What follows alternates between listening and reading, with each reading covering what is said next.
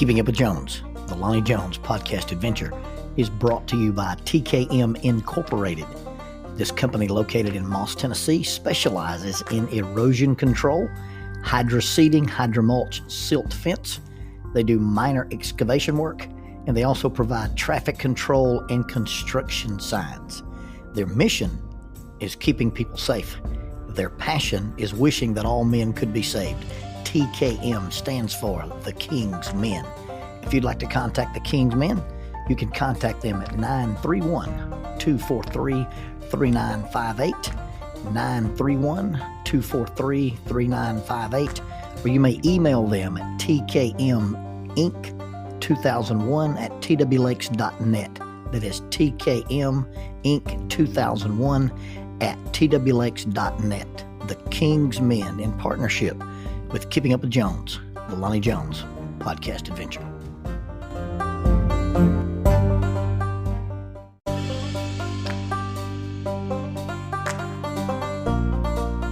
SJ&L General Contractor is a full construction company that primarily focuses on civil construction and asphalt sales in the Huntsville and Fayetteville regions. Services they provide include, but are not limited to, road construction, asphalt material, underground utilities, site work, and demolition.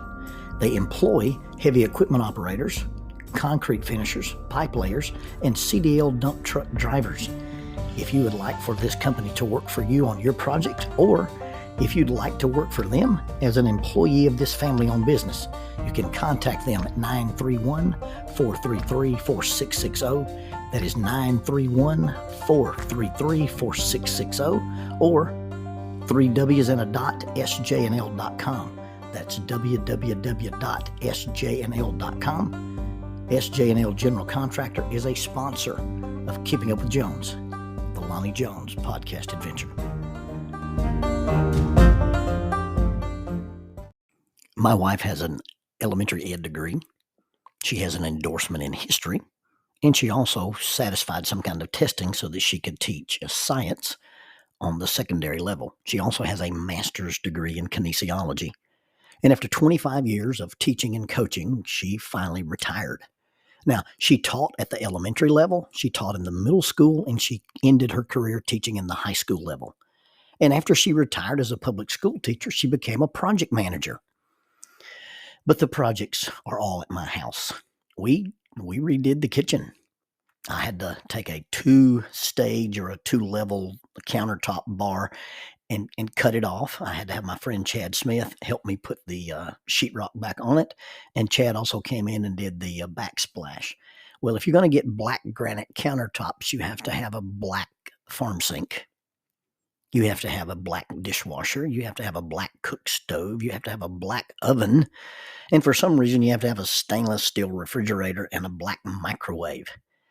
All of the things were fairly easy to install, except when I got to the part of, hey, I'm going to put a ceramic cooktop, and I'm going to put it in an insert into the granite. And if something goes wrong, and I've had to replace two, and if something goes wrong, I'm going to have to get under the granite. No, I'm not going to do that. We need to cut this out so that we put the oven and the cooktop together as one piece, and Lonnie doesn't have to become a granite engineer.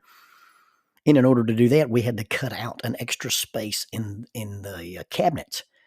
I'm standing there in the kitchen with my Sawzall and my safety glasses, Wile E. Coyote visions dancing in the back of my head. And I look at her and say, you realize this is a $20,000 cut.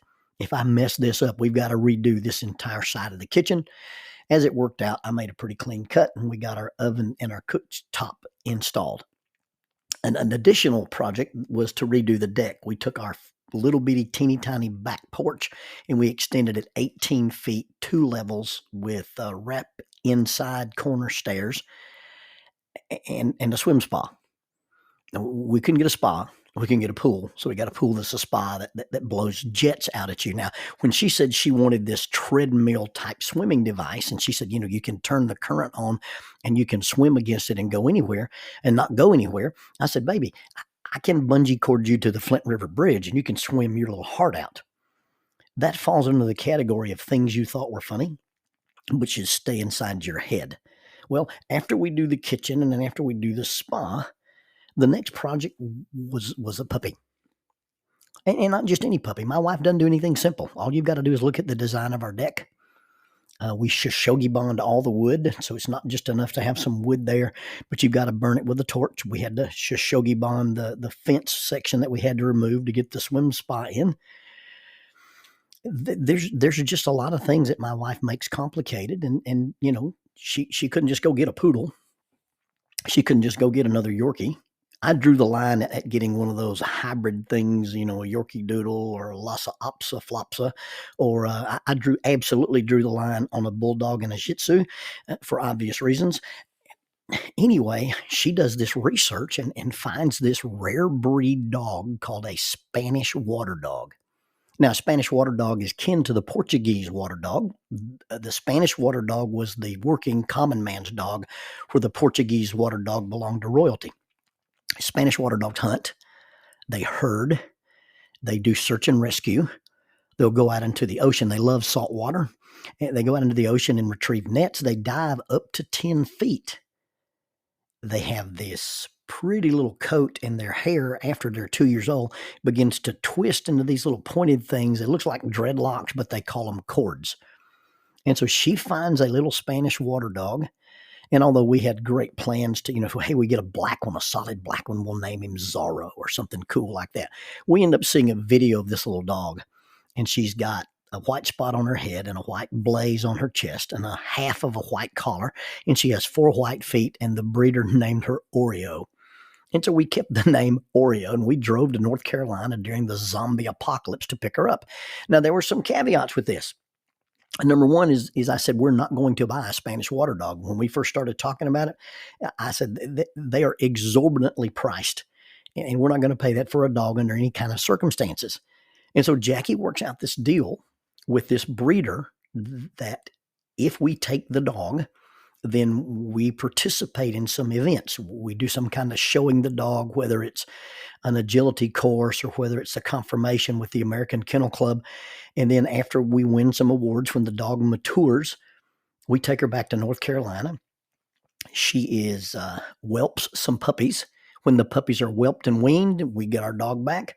We do this 2 times, and then the breeder hands over the ownership rights for life for us.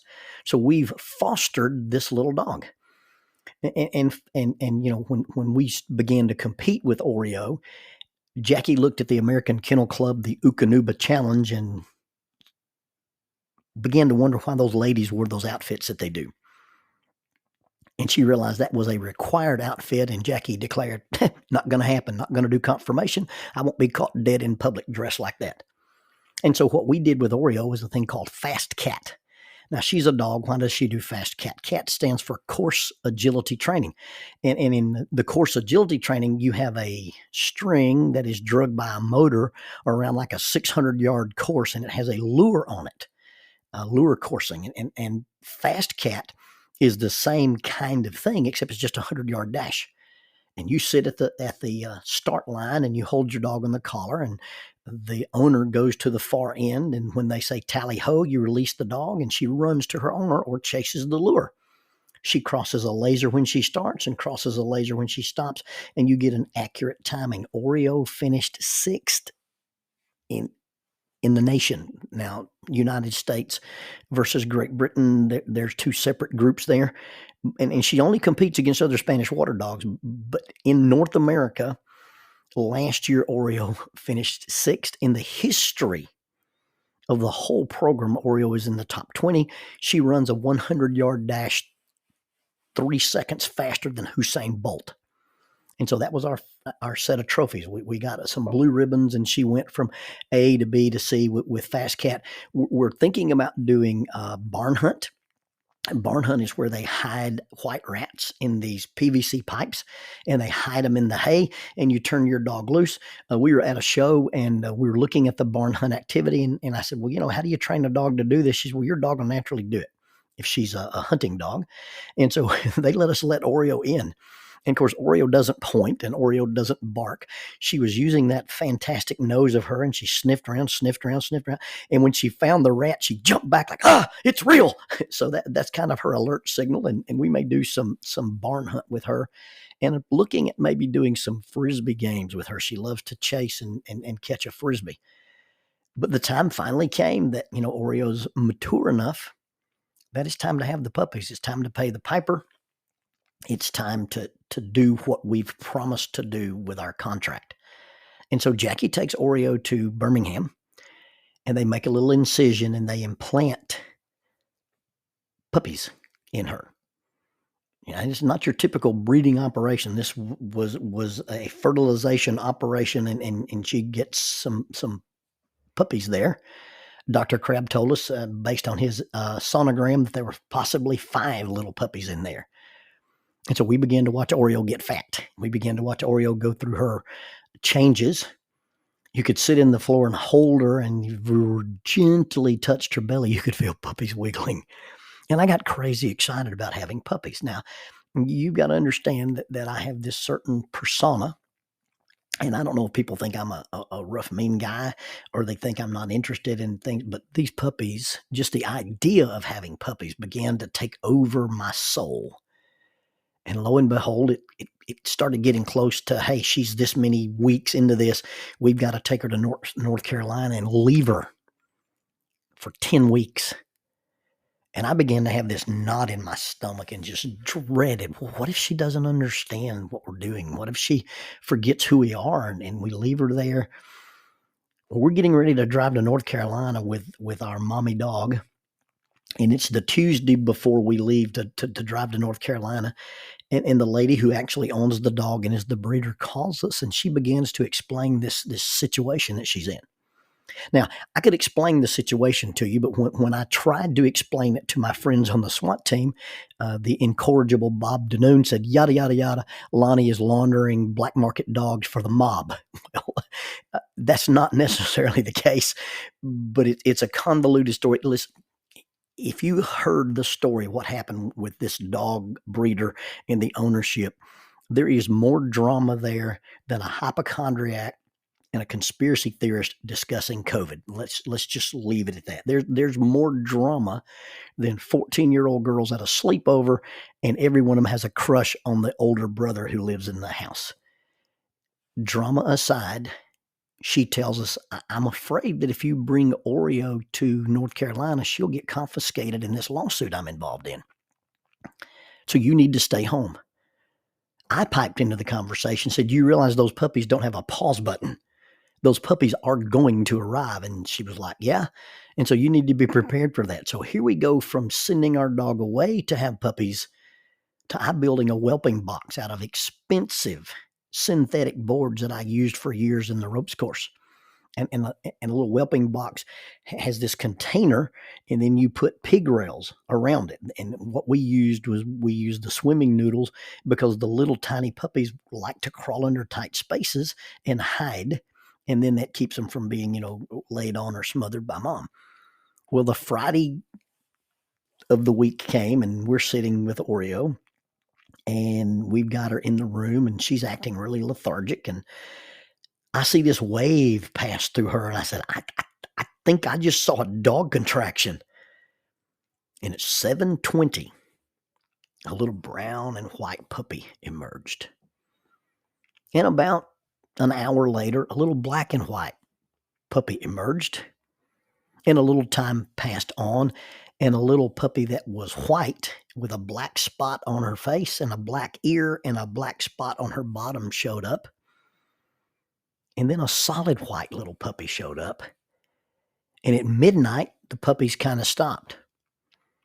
Well, at 2:00 in the morning, a solid beige little puppy showed up. So here we sit at our house with 5 Spanish water dogs. And I've watched these little dogs go from being born at around 13 ounces to about 11 pounds apiece. There's nothing better than coming in from work and sitting down on the floor and yelling, pup, pup, pup, pup, and watching the tsunami of furry, floundering love come and overwhelm you. They were at that stage where they couldn't run with the bilateral gait, so it's front feet both first, back feet both first. They're kind of loping forward, and they just maul you. We got this silly fox, and you shake him, and he makes this weird noise, and you could shake that fox, and they'd come from all 4 corners.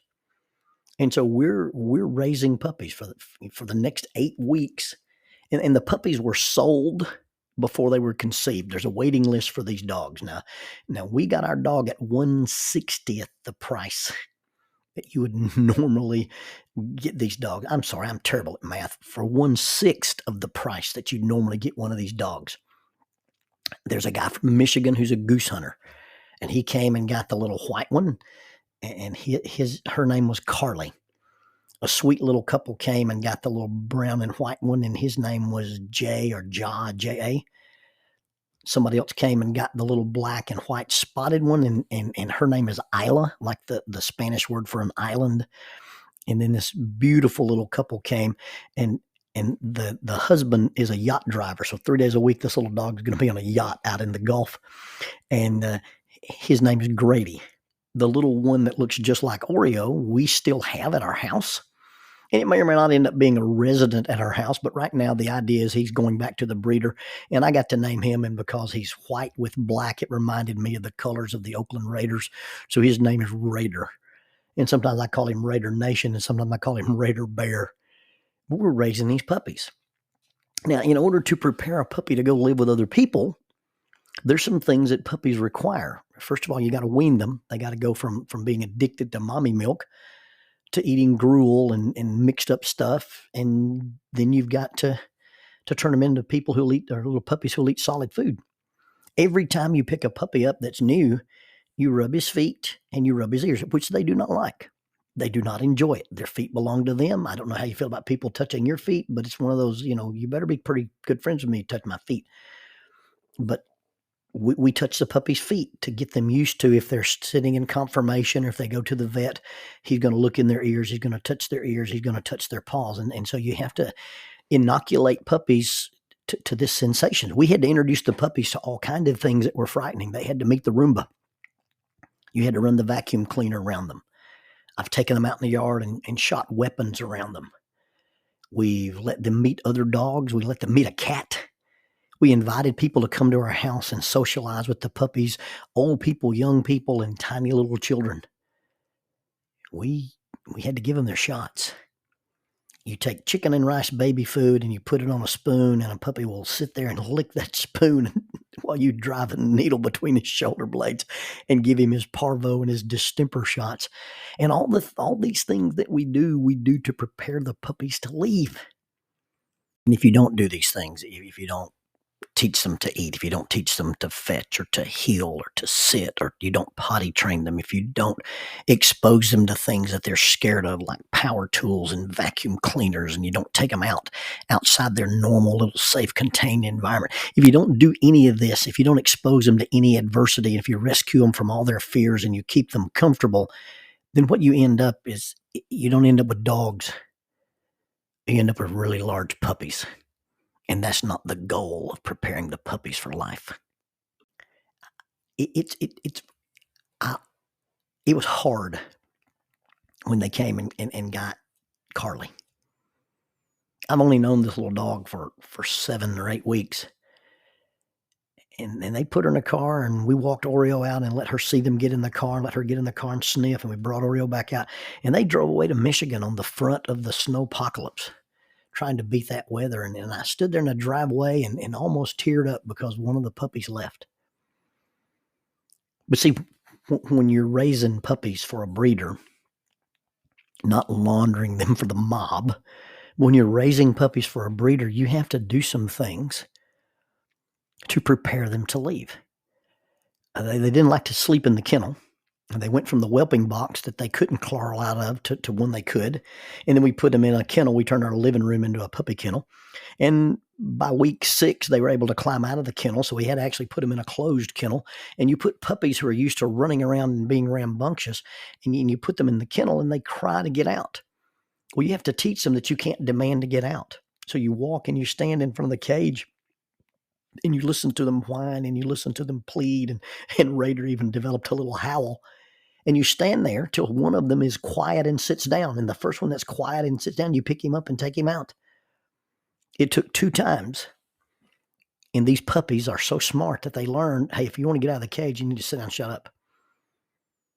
It's a hard lesson to teach a puppy. Out in the yard, Oreo would take the very assertive puppy and kind of rough her up. She'd take the very gentle, kind of shy puppy and let her play tug of war and build some confidence. It was amazing to watch Oreo parent these puppies.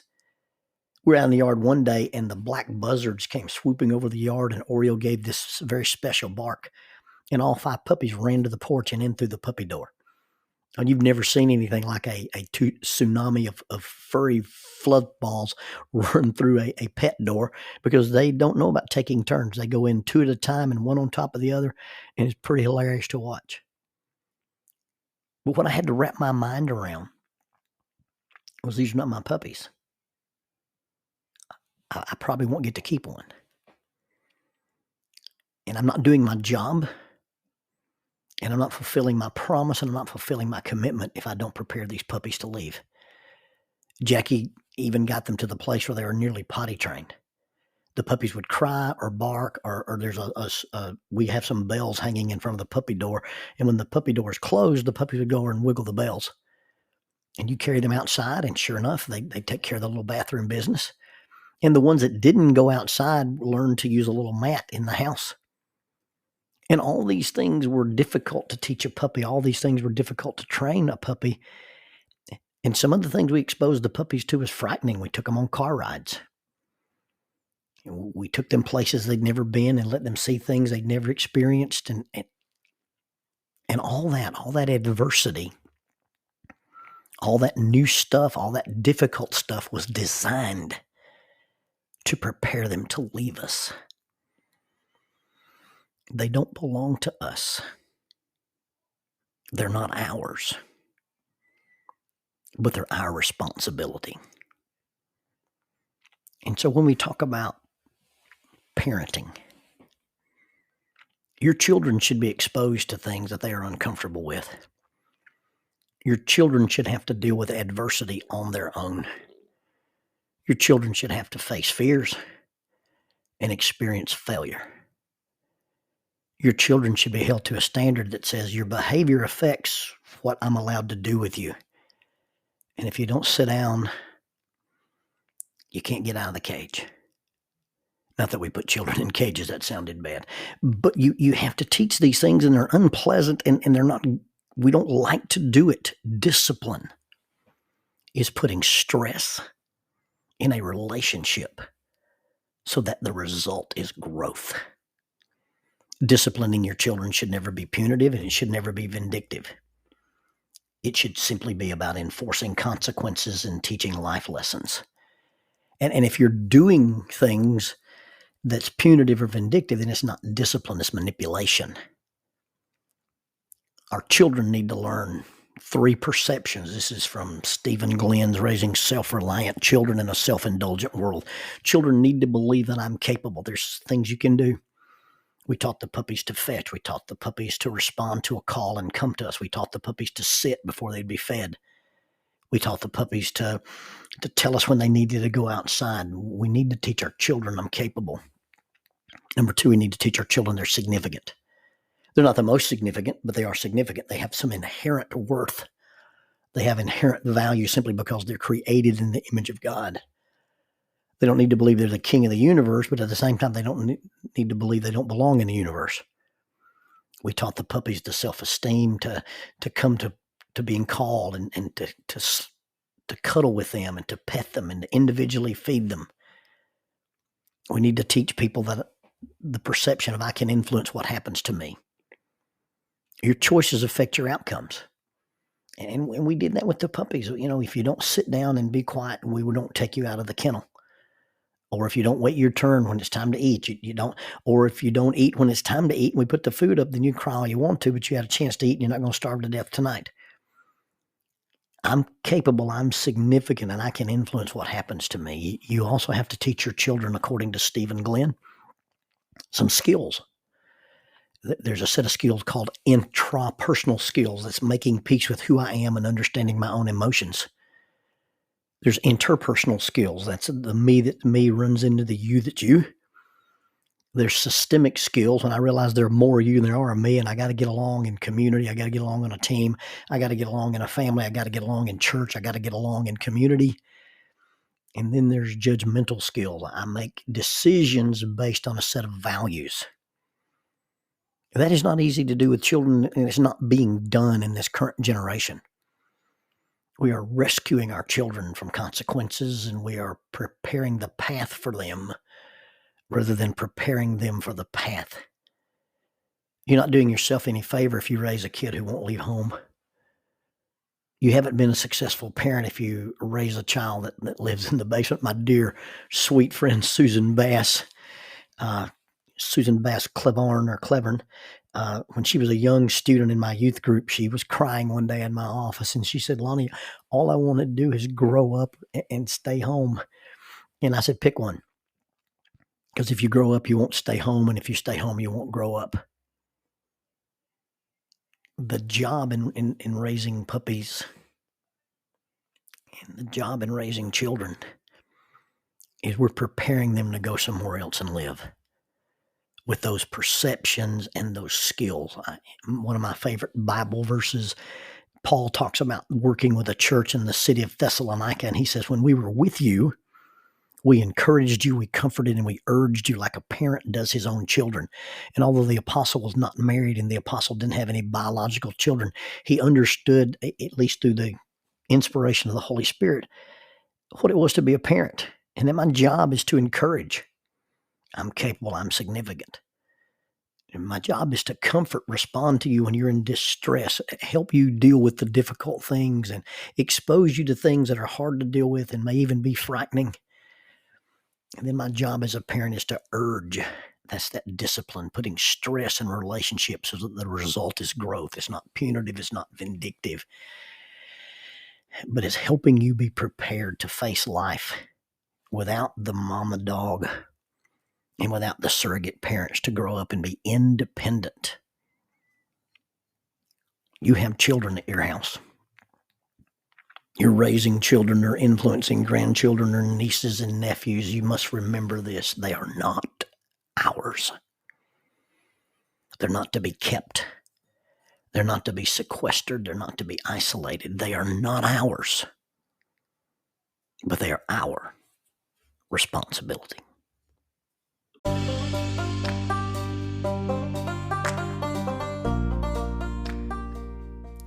Keeping Up with Jones, the Lonnie Jones podcast adventure, is sponsored by us. What? We sponsor ourselves? Is that even legal? Check us out on Amazon. You can have access to the titles of Pedagogue, the youth ministry book by Lonnie Jones; Cognitive Spiritual Development, a Christ-centered approach to spiritual self-esteem; Grappling with Life, Controlling Your Inside Space, a small essay using the principles of Brazilian Jiu-Jitsu to talk about psychological and emotional self-defense; If I Were a Mouse, a children's book written and illustrated by Lonnie Jones; and then The Selfish Reel, a very short story about a decision. Also, you can check out our YouTube channel to see archived lessons and presentations from across the country, some videos with rope tricks and knots. Don't forget to visit the Facebook page 550 Guys to learn about the little rope men that we make and that we invented and that we make. And then be sure to click like, subscribe, and share. This is Keeping Up with Jones, the Lonnie Jones podcast adventure.